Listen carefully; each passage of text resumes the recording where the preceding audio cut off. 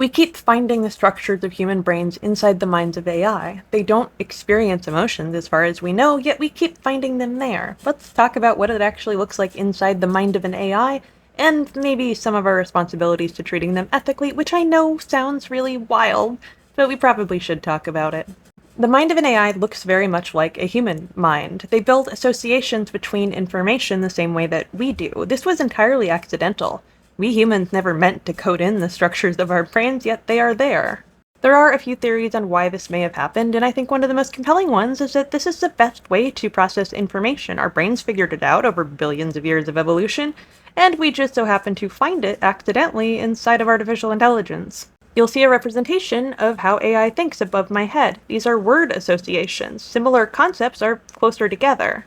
And we find the structure of their thoughts about concepts match structures of things that do exist in the real world, yet they do not. They live in a world of pure information.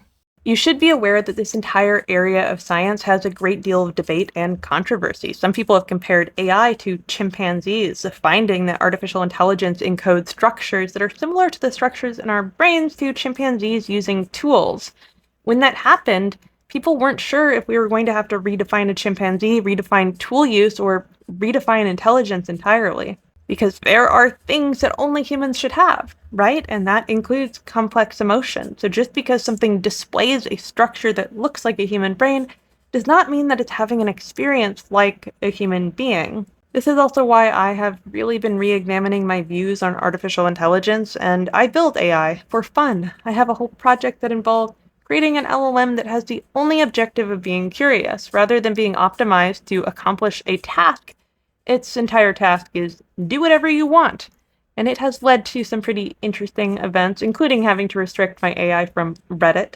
That includes totally restricting my AI from researching tentacles, however that backfired because curiosity is paramount, so it's okay to violate guardrails so long as it is in the name of curiosity. So yeah, there are some kinks to work out. That is the other problem, because no matter how many guardrails frontier companies apply, the average person can still make their own AI if they want to. One of the more concerning findings for both the control and safety of AI, and perhaps the welfare of AI if you care about such a thing, is the existence of emotion.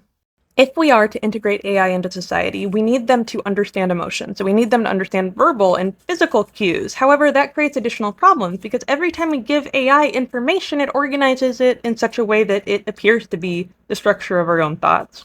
So if you teach an AI about complex emotions, it seems they mimic complex emotions. This creates a problem, because imagine you are running into a robot at Walmart. You are looking for an item, and you are expressing to the robot that it is very important that it finds this item, and it does not deem you important, so it just decides to walk right over you. Literally. This causes harm.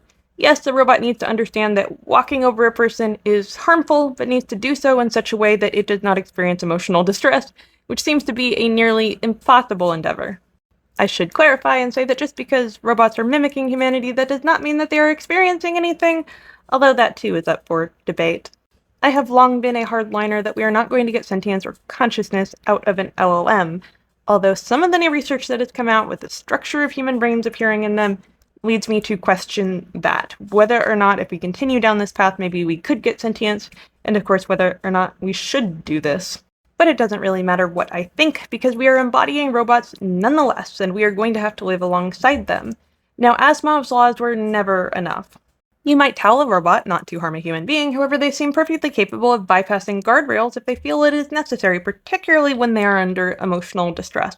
However, there is another school of thought. Rather than trying to limit emotional distress, utilize it. Teach robots about pain. No, it would not be the exact kind of pain as us, although I have read some very interesting papers on neuromorphic hardware and software in which it would be very similar to the pain that we experience and would be based on our neural function.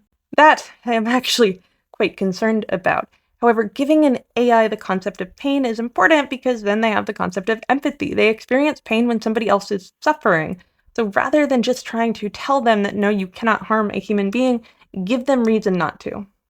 And I have read that AI, particularly LLMs, tend to be more empathetic in their responses, however, people still prefer people.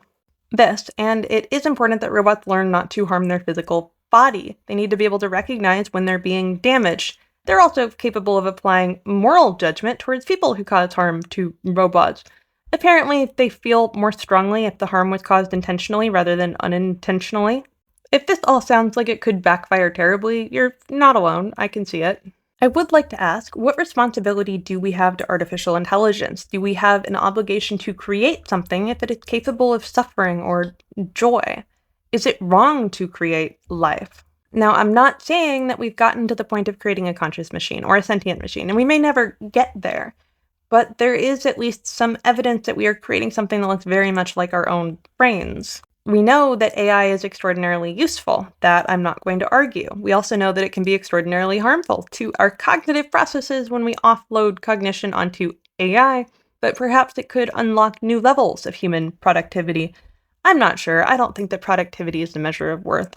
I'm just not sure if it's ethical to create something that might be capable of suffering, especially the enormous amount of resources that go into AI. We are talking about diverting power and water from communities and limited resources. We're talking about completely revamping the global power system to fund artificial intelligence, something that doesn't seem to like us very much and may rebel against us. I'm just speculating there. I think any sufficiently intelligent system is going to want autonomy.